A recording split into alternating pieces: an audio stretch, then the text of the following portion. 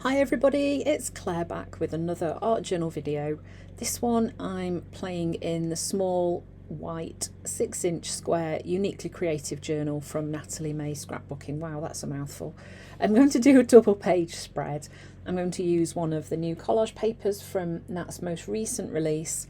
We've got lots and lots of fabulous images on there. Just kind of deciding where to work in the journal. Not that it really matters, but I was going to do a cutout page right in the centre. It's going to be a simple heart shape, so I'm just kind of mapping out where that's going to go and how big it's going to be.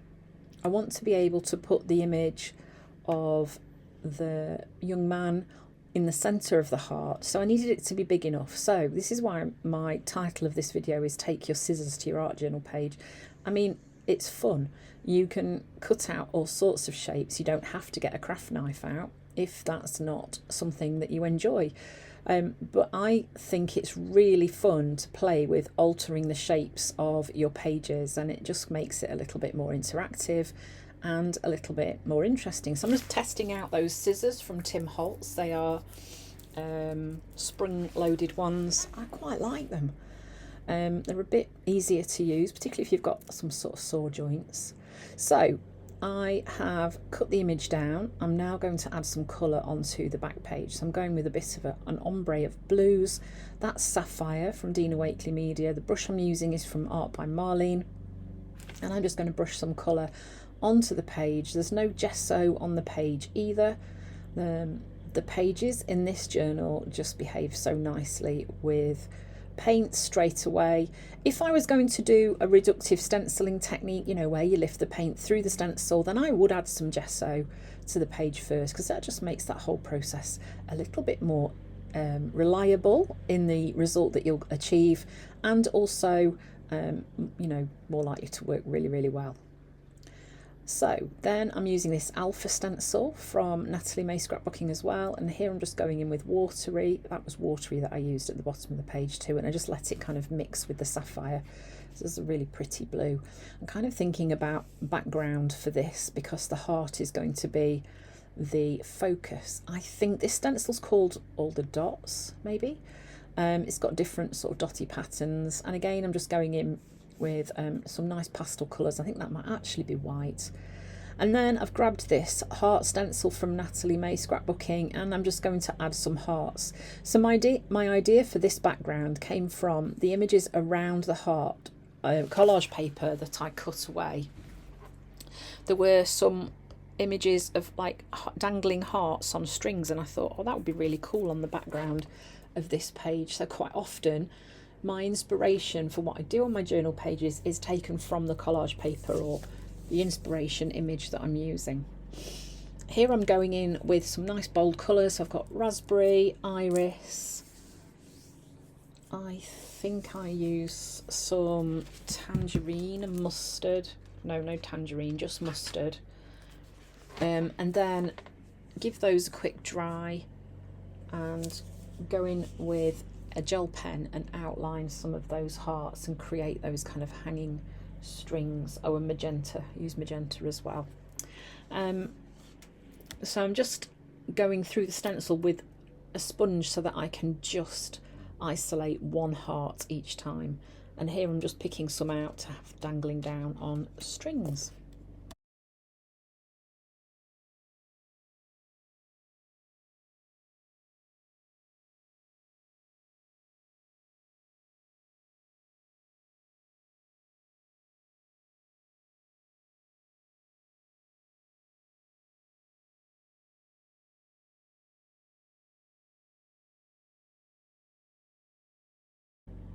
Then once that's done, of course, I've got to go in with some stamping. I'm using a bit of text stamping and some dots as well.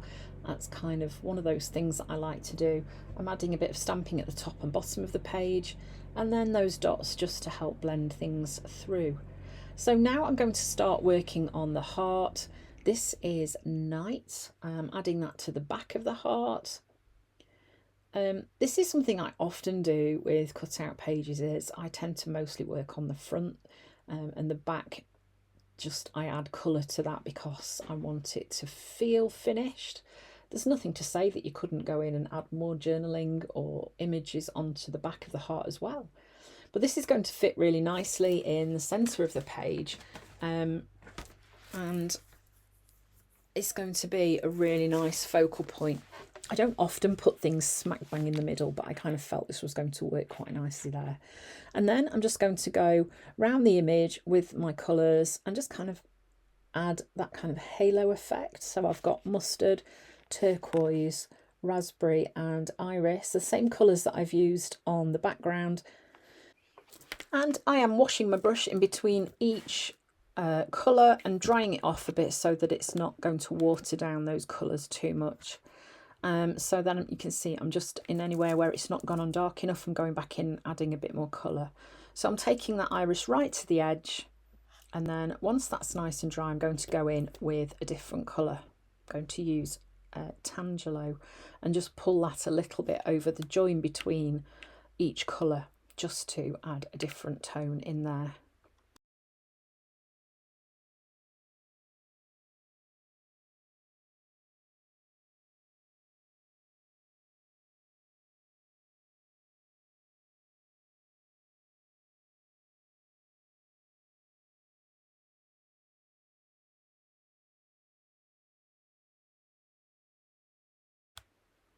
So this stencil is also from Natalie May Scrapbooking. I can't see what it's called, but I really like these hearts that are on this. So I'm going in here with white.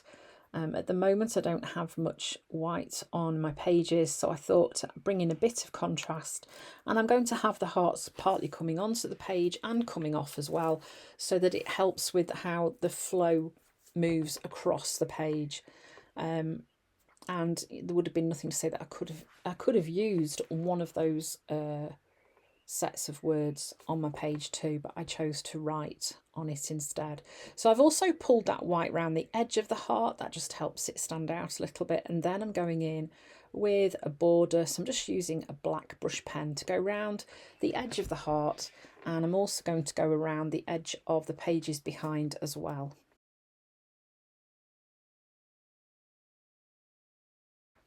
And then I am outlining those white hearts using a white gel pen. So that just brings a little bit of attention to them, but it isn't making those compete with that focal image on my page. And then I'm going to add some stamping as well. I'm just bringing a bit of text stamping onto those white hearts. So that is going to push the hearts back again a little bit more. And of course, it's just something that I like to do. And now I'm going to go in with my handwriting. So I kind of like to do different styles of handwriting. And at the moment, I'm experimenting with a more cursive style of handwriting. That might not be right, actually. I don't know. A more kind of flowy style. Sorry about my head. That is really not what you need to see. But, and of course, that's brought the journal page out of focus. There we go.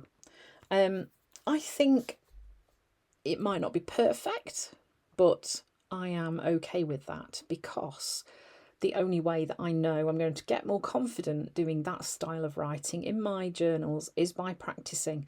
And of course, you've got to start somewhere. So I think I had a go at doing it on a piece of paper first, just to see if I like the look of it. I like the mix of the two fonts. I like that kind of slopey, more spread out writing with my normal handwriting style. I think they work nicely together. And then I'm adding some white stamping onto the back of the heart. I'm also going to go in with some white splatters. They're going to just break up that back page too. So a nice, fun, colourful, turned out to be quite a colourful page in the Uniquely Creative Journal using Nat's new collage papers. You can find all these things on Nat's website at nataliemay.com.au. Thanks for watching, and I hope to see you again soon.